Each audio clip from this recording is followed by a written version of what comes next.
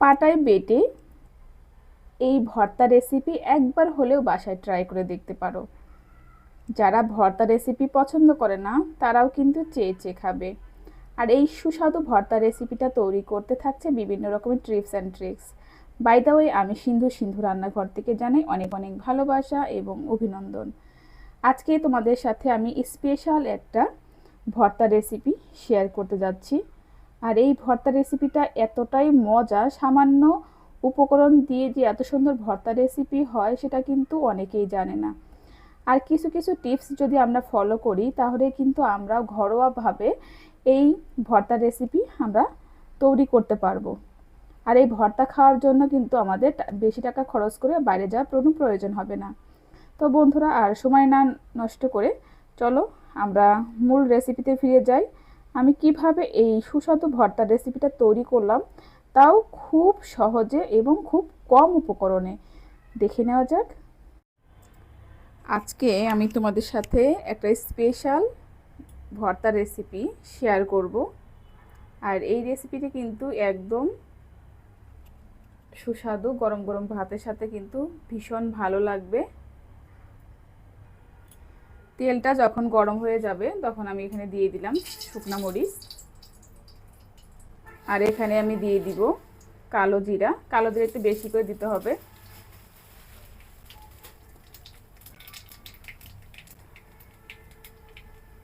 আর দেখতে পাচ্ছ থানকুনি পাতা। থানকুনি পাতা কিন্তু আমি 3 থেকে 4 বার খুব ভালো করে ধুয়ে নিয়েছি। আর এই পাতা কিন্তু এমনিতেও অনেক উপকারী, আমরা কম বেশি সবাই জানি। এখন আমি তেলের মধ্যে দিয়ে দিব থানকুনি পাতা। আমি দিয়ে দিয়েছি। আর আমি এখানে কাঁচামরিচ দিয়ে দিচ্ছি। এবার আমি দিয়ে দিব লবণ। লবণটা সামান্য পরিমাণ দিতে হবে।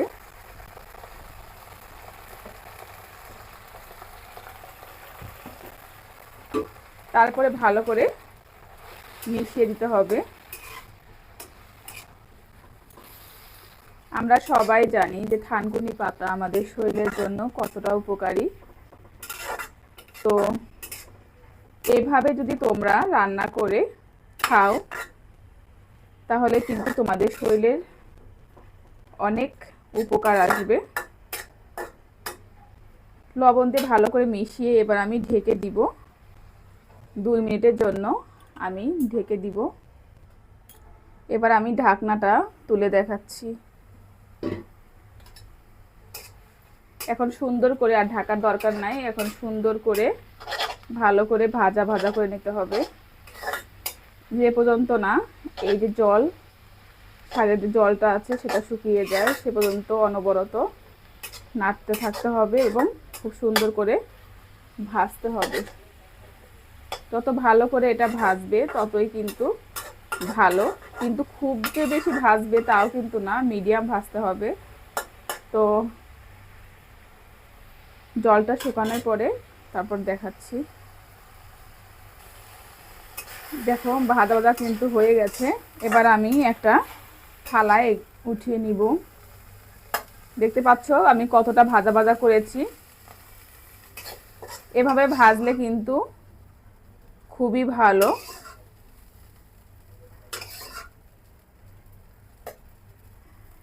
আর এই বাটা কিন্তু খেতে ভীষণ ভালো লাগবে। দেখো বন্ধুরা, ঠান্ডা কিন্তু হয়ে গেছে। গরম অবস্থায় কখনো কোনো ভর্তা বাটবে না, একটু যখন ঠান্ডা হবে তখন কিন্তু বাটলে বাটাটা কিন্তু একদম ফিনিশিং হয়ে যাবে। আগে আমি শুকনা মরিচ আর কাঁচা মরিচগুলো একসাথে করব। আগে এই কয়েকটা আমি বেটে নিব। আর এখানে আমি একটু আদা বেটে রেখেছিলাম, তো এটা আমি বেটে দেখাচ্ছি। পাটায় বেটে কোনো ঝামেলা ছাড়াই কিন্তু পাটায় বেটে এই ভর্তাটা কিন্তু অবশ্যই তৈরি করে দেখো, কি যে ভালো লাগে। একবার খেলে কিন্তু মন ভরে যাবে। আর হচ্ছে ঘরোয়া উপায়ে যদি এই ভর্তাগুলো বানানো হয় তাহলে তার কথাই নেই। গরম গরম ভাতের সাথে এই ভর্তা একবার হলেও খেয়েও। আর সবচেয়ে উপকার সেটা হচ্ছে থানকুনি পাতা যদি এমনি রস করে খাওয়া যায় সেক্ষেত্রেও কিন্তু অনেক উপকার। আমরা কিন্তু কম বেশি সবাই জানি থানকুনি পাতার উপকারিতা সম্পর্কে, আমরা সবাই জানি, কিন্তু আসলে আমরা অনেকেই খাই না। অনেকে এই থানকুনি পাতার যে ঘ্রাণটা আছে অনেকে পছন্দ করে না। আর অনেকেই ভাবে যে কিভাবে আমি এই ভর্তা তৈরি করব, অনেকেই বুঝতে পারে না। তাই ভাবলাম যে তোমাদের সাথে রেসিপিটা শেয়ার করা যাক, যাতেও তোমরা এই থানকুনি পাতার ভর্তা ইজিলি বাসায় তৈরি করে খেতে পারো। তবে কথা দিচ্ছি, এই ভর্তা খাওয়ার পরে কিন্তু অন্য যে সকল ভর্তা তোমরা খাও সেটা খাওয়ার কথা কিন্তু তোমরা ভুলে যাবে। আর এখানে আমি শুকনো মরিচ এবং কাঁচা মরিচ দেওয়ার কারণ হচ্ছে টেস্টের জন্য। আর এই ভর্তাটা কিন্তু এই পাটায় বেটে খেলেই কিন্তু বেশি ভালো লাগে। আশা করছি বুঝতে পারছো। এই জন্য কিন্তু আমি দুটো শুকনো লঙ্কা দিয়েছি এখানে, আর কাঁচা লঙ্কা দিয়েছি, যাতে ঝালটা খুব বেশি না হয়ে যায় এবং খেতেও কিন্তু ভীষণ ভালো লাগে। এই জন্য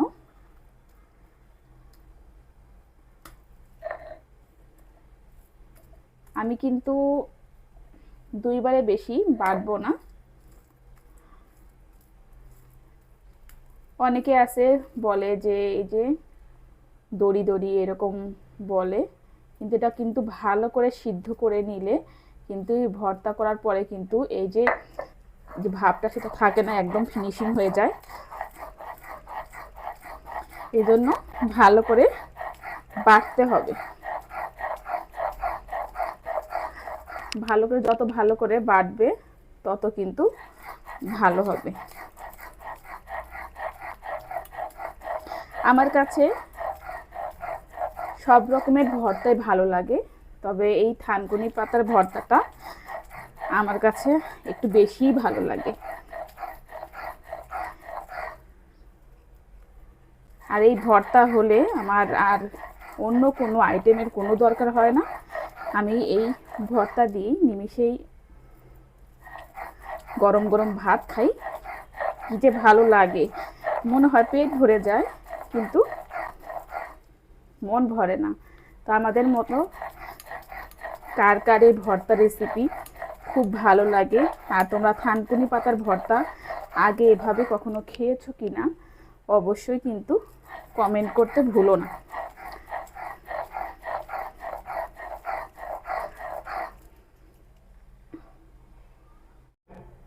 দেখো বন্ধুরা, ভর্তা কিন্তু একদম রেডি হয়ে গেছে, আর আমার বাটাও শেষ, তোমাদের দেখাচ্ছি।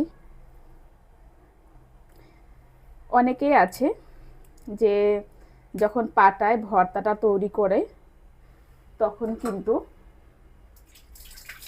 এই পাটায় যে কিছু ভর্তা লেগে থাকে তারা কিন্তু এই যে তারা ভাত দিয়ে কিন্তু মেখে খুব সুন্দর করে খেয়ে নেয়। আশা করছি আজকের এই রেসিপিটা তোমাদের কাছে অনেক অনেক ভালো লাগবে।